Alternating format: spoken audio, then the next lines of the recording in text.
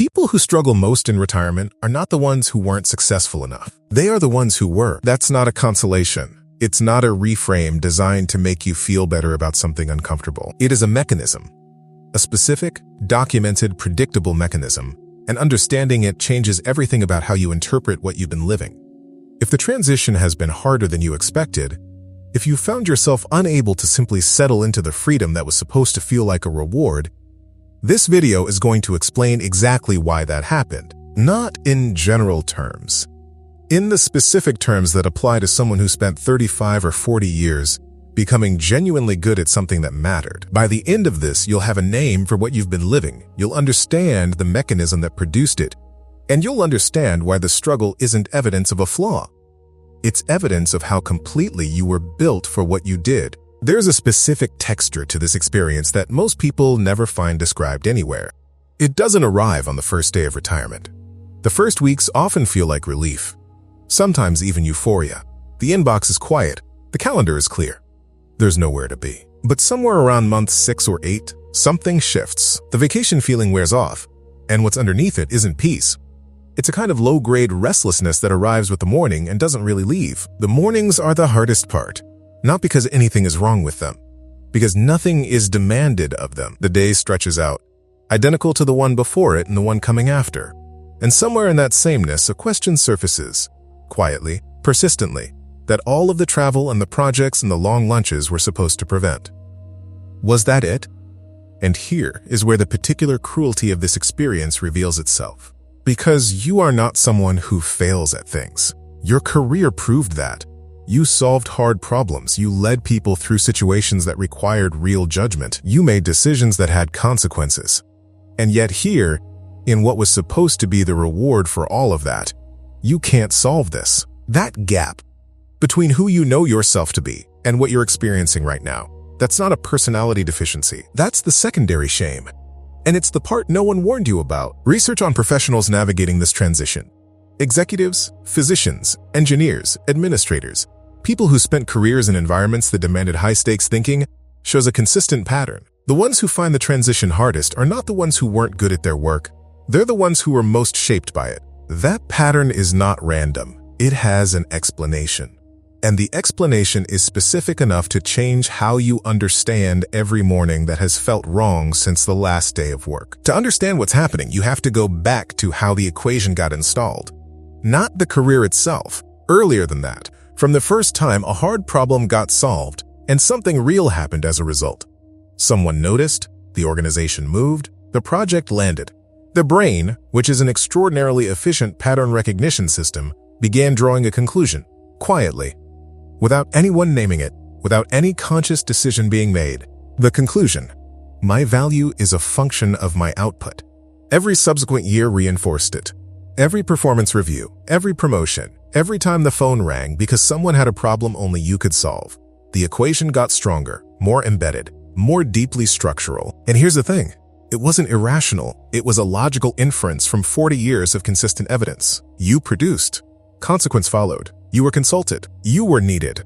You were the person whose presence in a room changed what the room could do. The brain concluded, this is the mechanism. This is how I matter.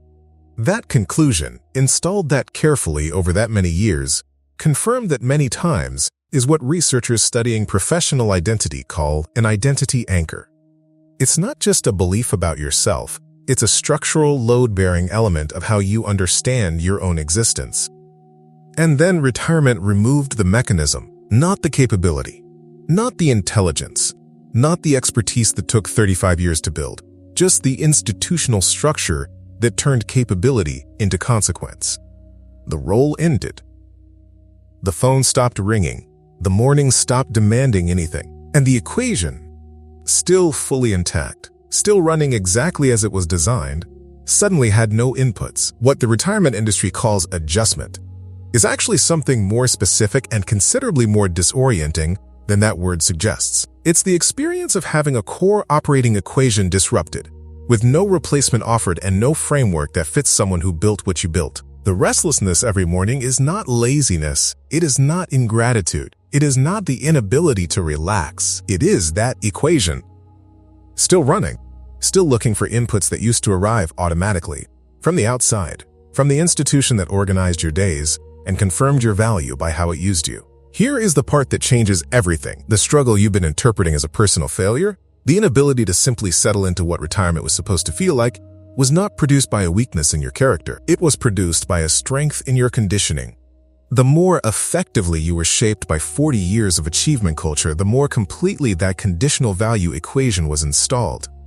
The more real the consequences of your work were, the more people it affected. The harder the problems you solved, the more the institution depended on your judgment, the deeper the anchor. Which means the most capable professionals, the ones who are most genuinely good at what they did, are the ones for whom the disruption hits hardest, not despite their capability. Because of it, a pattern that keeps appearing in research on professional identity transition is this.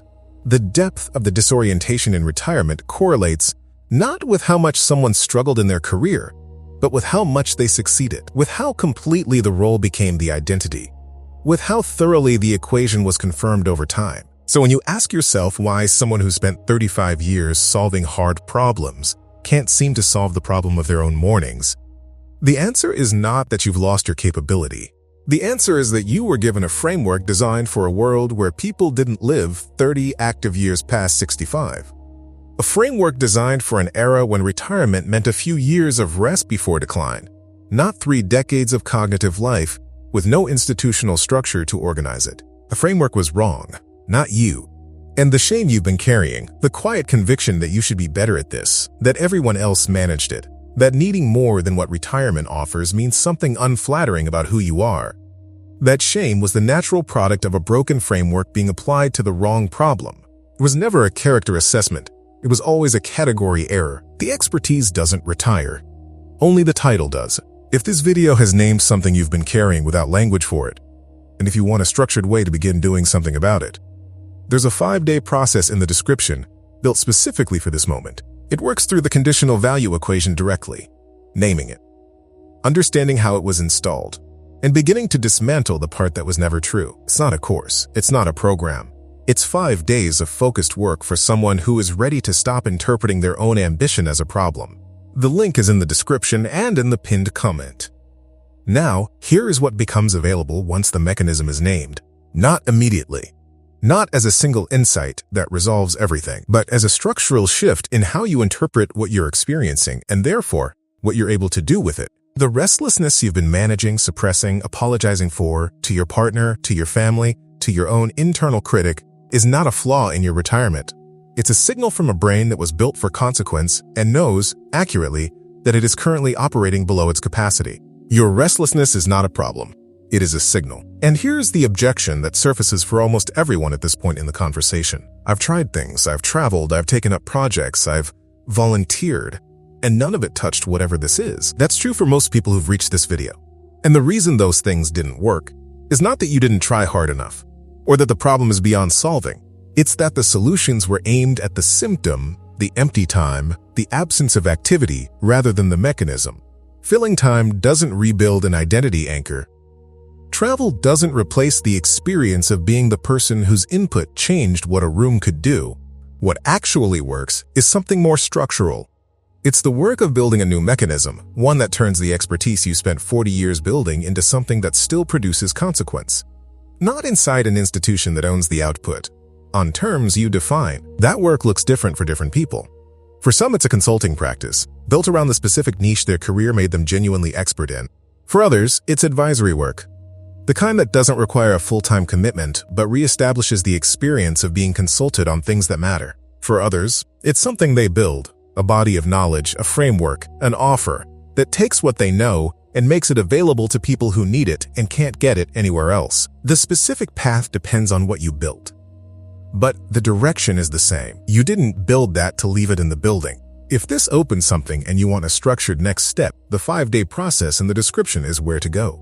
The link is in the description and in the pinned comment. What was the moment you realized the adjustment wasn't coming? And what did you tell yourself about why? You walked into this video with a question you may not have been able to fully articulate. Not, is retirement supposed to feel like this? Because you already knew the answer to that was no.